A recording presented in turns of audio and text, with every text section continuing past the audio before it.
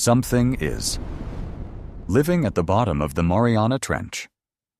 Something is alive at the bottom of the ocean, in a place that should kill anything the instant it arrives. 7 miles down, the water crushes with more than 15,000 pounds on every square inch, about 8 tons pressing on a space the size of your thumbnail, enough to flatten a steel submarine in a single second. It would kill you before your brain even registered the pain. And yet, down there in the freezing black, cameras keep filming things that move. So here is the question this whole video is built on. What is living at the bottom of the Mariana Trench? And how is it not dead? The answer is the last thing you'll hear, and it rewrites where life is even allowed to exist. We're going down in stages, each one deeper, each one stranger. Stay with me, because the deeper we go, the less sense it makes.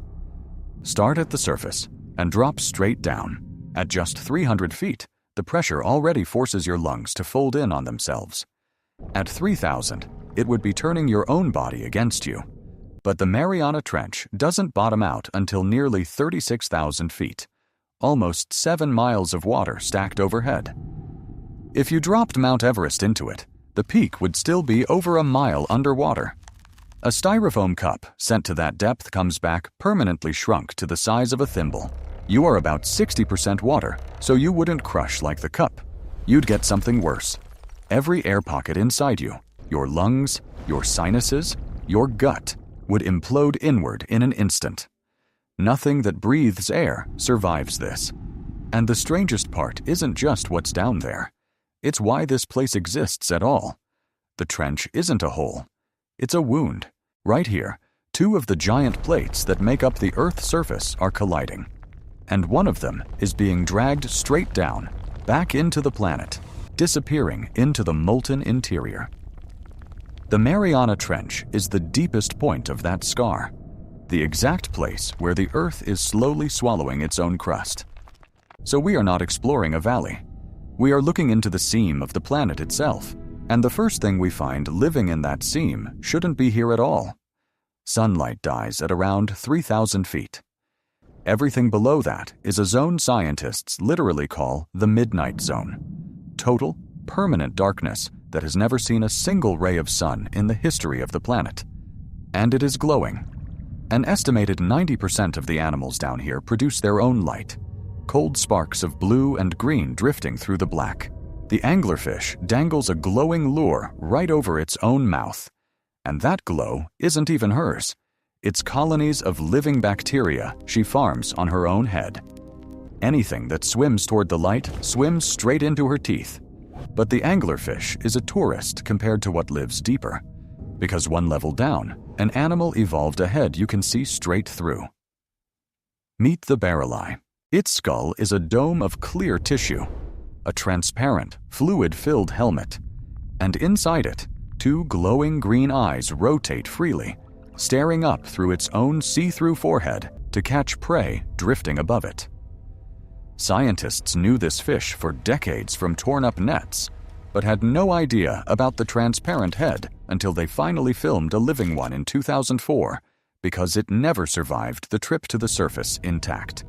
It looks less like an animal and more like something built in a lab, and it hunts in the dark next to something you would never see coming.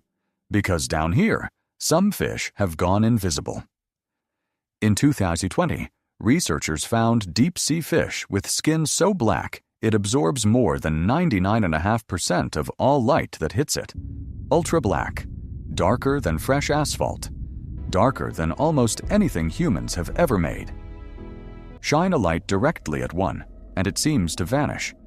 A fish-shaped hole cut out of the water. That is not for looks. It's a hunting cloak. A predator that erases itself so completely its prey never knows it's there until the jaws close. Now imagine that same design, but bigger. Which brings us to the one animal down here that physics says cannot exist. Now we're deep, 26,000 feet, and falling. This is where fish are supposed to become impossible. At a certain depth, the pressure literally deforms the proteins in a body until they stop working. And yet, here it is. the Mariana snailfish. Small, pale pink, translucent, almost gentle-looking, and it is among the deepest living fish ever filmed, thriving exactly where the rules say it can't. Its secret is a single molecule, called chemosynthesis, that braces its cells open against the crushing weight. But here's the eerie part. The math says that molecule stops working at around 27,000 feet, meaning there is a hard floor below which no fish can ever exist, on Earth or on any planet with water. We are looking at the literal edge of where a fish can be. Remember the question, what's alive down here, and how is it not dead? The snailfish is the first real clue, but it is tiny, and it is not alone in the dark. You know the little shrimp-like creatures that hop around on the beach, smaller than your fingernail? At the bottom of the Mariana Trench, their cousins grow to the length of your forearm. They're called supergiant amphipods, nearly a foot long, swarming the abyss floor, devouring anything that falls from the 7 miles of ocean above. Down here, in the cold and the crushing dark, life didn't shrink to survive. It went bigger. And in 2017, when scientists caught some and tested them, they found their bodies loaded with industrial pollutants, toxic chemicals banned decades ago, now sitting inside animals at the deepest, most remote point on Earth. Nothing down there has ever seen a human. It's already full of us, and that's the smaller of the two things we left at the bottom. The Challenger Deep, the single deepest point on planet Earth. Only a handful of humans have ever reached it.